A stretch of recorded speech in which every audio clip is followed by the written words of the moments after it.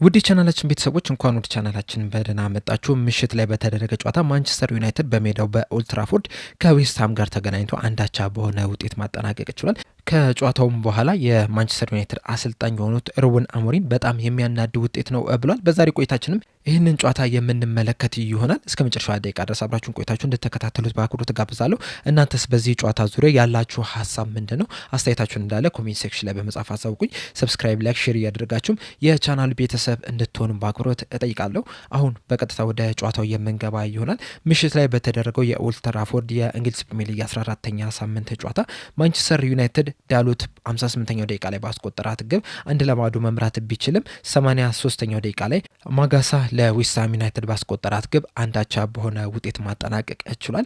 አሰልጣኝ ሩበን አሞሪም እንደተናገሩት ከሆነ በጣም ፈርስትሬት የሚያደርግ ጨዋታ ነው የነበረው፣ በውጤቱም በጣም ተበሳጭቻለሁ ብሏል። በእርግጥ በማንቸስተር ዩናይትድ በኩል ያለውን ነገር ስንመለከት በጣም የሚያበሳጭ ውጤት ነው። ምክንያቱም በጨዋታው ላይ በጣም የተሻሉ ቡድን ሆነው ነበረ መቅረብ የቻሉት። በእርግጥ በተወሰኑ አጋጣሚዎች ዌስትሃም ዩናይትድ ኳሱን ሲቆጣጠር መመልከት ይችላል። እንደዚሁም ደግሞ በካውንተር አታክም እየሄደ ማንቸስተር ዩናይትድን ለማጥቃት ጥረት ሲያደርጉ መመልከት ችለን ነበረ።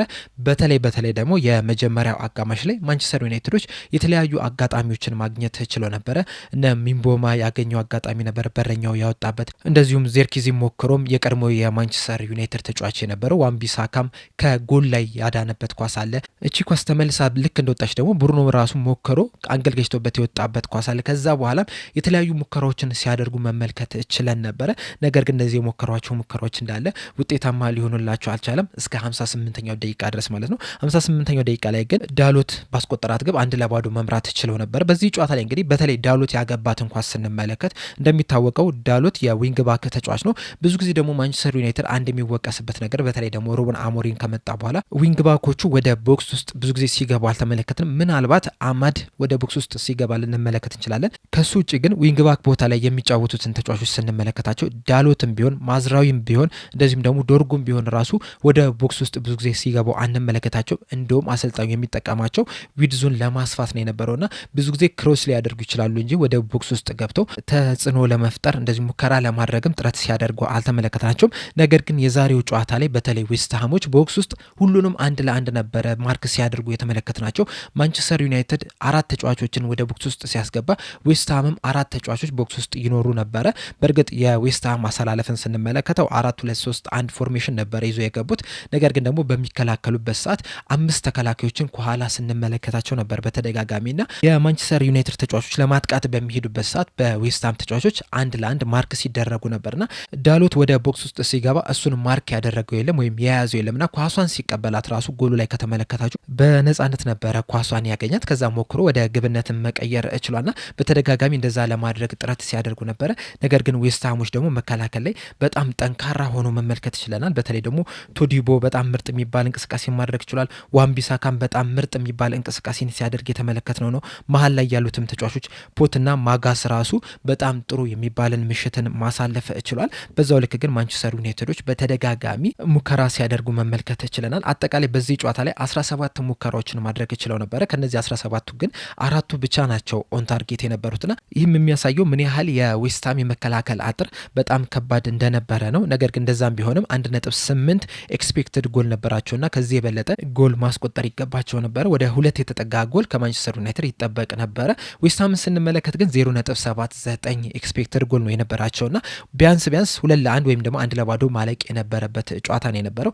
በአጠቃላይ 11 ሙከራዎችን ማድረግ ችሏል ዌስትሃሞች። ከነዚህ 11 ሙከራዎች 3ቱ ኦን ታርጌት ነው የነበሩትና ኢላማን በጠበቀ ሙከራ ከተመለከትን ዌስትሃሞች የተሻሉ ነበር፣ አንጻራዊ የተሻሉ ነበር። ምክንያቱም ከ11ዱ 3ቱ ናቸው ኢላማቸውን የጠበቁ የነበሩት። በማንቸስተር ዩናይትድ በኩል ግን ከ17ቱ 4ቱ ብቻ ናቸው ኢላማቸውን የጠበቁትና 13 ኢላማቸውን ያልጠበቁ ሙከራ ማድረግ ይችላል። ማንቸስተር ዩናይትዶች በጨዋታው ላይ ከፍተኛ ብልጫ ማሳየት ችለው ነበረ። በተደጋጋሚ ወደ ዌስትሃም የግብ ክልልም ሲደርሱ መመልከት ችለው ነበረ። እንደዚሁም ደግሞ ጎሎችን ማስቆጠር የሚችሉባቸውንም አጋጣሚዎችም አግኝተው ነበረ። ነገር ግን 58ኛው ደቂቃ ላይ ጎል ካስቆጠሩ በኋላ ግን የመዘናጋት ነገር ታይቶባቸዋል። ቱ ኮምፈርተብል ናቸው የነበሩትና ያን ያህል እንሸነፋለን ጎል ይቆጠርብናል ብለው ያሰቡም አይመስሉምና ትንሽ መዘናጋት ታይቶባቸዋል። በዛ አጋጣሚ ደግሞ ዌስትሃሞች ደግሞ አቻ ለመሆን ጎል ለማስቆጠር ከፍተኛ ጥረት ማድረግ ችሏል። እንደውም ከጨዋታው በኋላ ራሱ የዌስትሃም አምበል የሆነው ጃረድ ቦወን ራሱ እንደተናገረው ከሆነ ከዚህ ጨዋታ ነጥብ መውሰድ እንደምንችል ከፍተኛ እምነት ነበረን የሚል አስተያየትን ሰጥቶ ነበርና ያንንም ነገር እንግዲህ በጨዋታው ላይ እየተመለከትን ይመስለኛል። ጎል ለማስቆጠር በተደጋጋሚ ጥረትም ሲያደርጉ መመልከት ችለናል። ማንቸስተር ዩናይትድ ግን በጣም መዘናጋት ታይቶባቸዋል። ኮንፈርተብል ነበሩ። እንደዚሁም ዌስትሃሞች ምንም አያመጡም የሚል አይነት እምነትም የነበራቸው ነበር የሚመስሉት። እርጀንሲም አይታይባቸውም ነበረ። ጎል ለማስቆጠር ጎሉን ለመድገም ልዩነቱን ለማስፋትም ጥረትም ያደረጉም አይመስሉም ነው የነበረውና በዚህ አጋጣሚ ደግሞ ዌስትሃም የተሻሉ ቡድን ሆኖ መመልከት ችለናል። ነጥብም ለመውሰድ ከፍተኛ ጥረትም ማድረግም ችሏል። ኢቭን ተጫዋቾች ተቀይረው ሲወጡ ራሱ አወጣጣቸውን ስትመለከቱ ኦልሞስት አሸንፈናል የሚል አይነት ነው የነበረውና ያም መዘናጋትም በስተመጨረሻም ዋጋ አስከፍሏቸዋል። ዌስትሃሞች ግን በተቃራኒው በዚህ ጨዋታ ላይ በካውንተር አታክ ከማንቸስተር ዩናይትድ ነጥብ ለመውሰድም ጥረት ሲያደርጉ መመልከት ችለናል። እንደዚሁም ደግሞ በስተመጨረሻም ከቆመ ኳስ ባገኙት አጋጣሚ ጎል አስቆጥሮ አቻ በሆነ ውጤትም ሊወጡ ችለዋል። የበለጠ ግን በማንቸስተር ዩናይትድ በኩል የሚያበሳጨው ልክ 1-0 ከመሩ በኋላ ማንቸስተር ዩናይትድ የደረጃ ሰንጠረዡን በማሻሻል 5ኛ ደረጃ ላይ መቀመጥ ችሎ ነበረ በ24 ነጥቦች ማለት ነው። ነገር ግን አቻ ከወጣበት በኋላ 2 ነጥብ በመጣሉ ምክንያት ተመልሰው 8ኛ ደረጃ ላይ ሊቀመጡ ችለዋል። እናም ደረጃቸውን ማሻሻል የሚችሉበት የቡድኑን መንፈስ ማደስ የሚችሉበት ኮንፊደንሳቸውንም መጠገን የሚችሉበት ጨዋታ ነው የነበረው። በተለይ ደግሞ እሁድ ዕለት ከክሪስታል ፓላስ ጋር ባደረጉት ጨዋታ 1-0 እየተመሩ ሁለተኛው አጋማሽ ላይ ምርጥ የሚባል እንቅስቃሴን አሳይተው 2-1 በሆነ ውጤት ማሸነፍ ችለው ነበረ።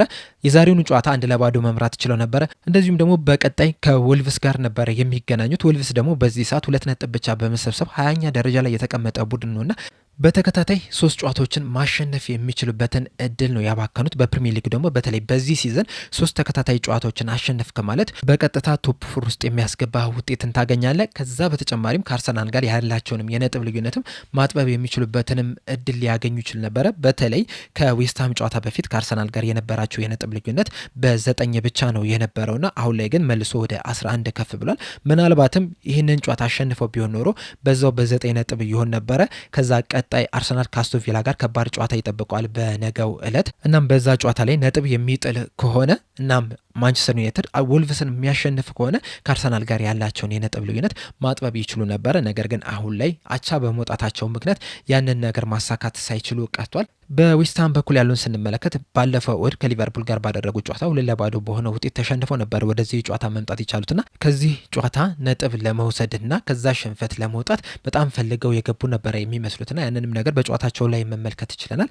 በተለይ ደግሞ ኑኖ ስፒሪቶ ሳንቶስ ዌስትሃምን ከያዙ በኋላ ዌስትሃም እየተሻሻለ የመጣ ቡድን ነው ማለት እንችላለን። ምክንያቱም ኑኖ ስፒሪቶ ሳንቶስ ዌስትሃምን ከያዙ በኋላ 9 ጨዋታዎችን ማድረግ ችሏል። በእነዚህ 9 ጨዋታዎች ውስጥ ደግሞ 2ቱን ሲያሸንፉ 3ቱን አቻ ወጥተው በ4ቱ ደግሞ ሽንፈት አጋጥሟቸዋል። ከነዚህ 4 ሽንፈቶች ግን 3ቱ ሽንፈት የተገኙት በመጀመሪያዎቹ 4 ጨዋታዎች ላይ ነው። የመጀመሪያውን ጨዋታ ልክ ዌስትሃምን እንደያዙ አቻ ወጥተው ከዛ በኋላ በተከታታይ 3 ሽንፈት አጋጥሟቸው ነበረ። ከዛ በኋላ የተደረጉትን 5 ጨዋታዎች ስንመለከት ግን 2ቱን ጨዋታ ማሸነፍ ችሏል። 2ቱን አቻ ወጥቷል። በአንዱ ብቻ ነው የተሸነፉትም በሊቨርፑል 2-0 በሆነ ውጤት ነው። ከዛ ውጭ ግን የተሻለ እንቅስቃሴን እያደረጉ ነው የሚገኙት። በዚህ ሲዝንም በፕሪሚየር ሊጉ የመትረፍ ተስፋቸውንም ያሰፉ ይመስለኛል። በእርግጥ ከሊድስ በ2 ነጥብ በማነስ 18ኛ ደረጃ ላይ የተቀመጡት። ነገር ግን ደግሞ ሊድስ ቀጣይ የሚገጥመው ሊቨርፑል ነው። ዌስትሃም ደግሞ የሚገጥመው ብራይተንን ነውና በፕሪሚየር ሊግ የመትረፍ አሁንም እድል አላቸው ብዬ አስባለሁ።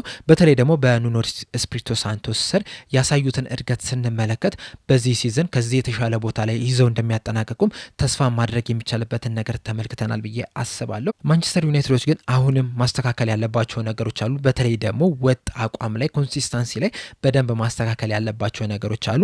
አንደኛው ተጠያቂ በእርግጥ አሰልጣኙ ራሱ ሩበን አሞሪም ነው። ምክንያቱም በተለያዩ ጨዋታዎች ላይ የተለያዩ ቋሚ 11 ነው እያስጀመረ የሚገኘውና እሱ ራሱ ቤስት 11ን የሚያውቅ አይመስለኝምና በመጀመሪያ ደረጃ ምርጥ 11ዱ የቱ ነው የሚለውን ነገር መወሰን ያለበት ይመስለኛል። ከዛ በኋላ እነዚህን ተጫዋቾች በተደጋጋሚ ጨዋታዎች ላይ አብሮ እንዲጀምሩ ማድረግ የተሻለ ይመስለኛል። ከዛ ውጭ ግን አሁንም ማጥቃትና መከላከል ባላንሱ ላይ በደንብ መስራት መቻል አለበት። መሀል ሜዳው ላይም አሁንም መፍትሄ የሚፈልጉ ብዙ ነገሮች አሉ። በትናንትናው ጨዋታ ላይ እንደተመለከትነው በተለይ ተጫዋቾች ከተቀየሩ በኋላ ዩናይትዶች ትንሽ የመቀሳቀስ ነገር ታይቶባቸዋልና እንደዚህ አይነት የሚፈጠሩ ልዩነቶች ላይ አሰልጣኙ መፍትሄ ሊያመጡ ይገባቸዋል። ከዚህ በተጨማሪም 3-4-3 ለማንቸስተር ዩናይትድ ይሆናሉ የሚለው ነገር ላይ ራሱ በደንብ አተኩረው ማየት ያለባቸው ነገሮች አሉ ብዬ አስባለሁ። በእናንተ ሀሳብስ 3-4-3 ፎርሜሽን ለማንቸስተር ዩናይትድ ይሆናሉ? እንደዚሁም ማንቸስተር ዩናይትድስ ስንተኛ ደረጃን ይዞ ሊያጠናቅቅ ይችላል በዚህ ሲዝን? ሀሳባችሁ እንዳለ ኮሜንት ሴክሽን ላይ በመጻፍ አሳውቁኝ። ለአሁን እኔ እዚህ ላይ አበቃው። በቀጣይ በሌላ እስከምንገናኝ ድረስ ሰብስክራይብ፣ ላይክ፣ ሼር ማድረግ እንዳትረሱ። ቸር ያቆየን።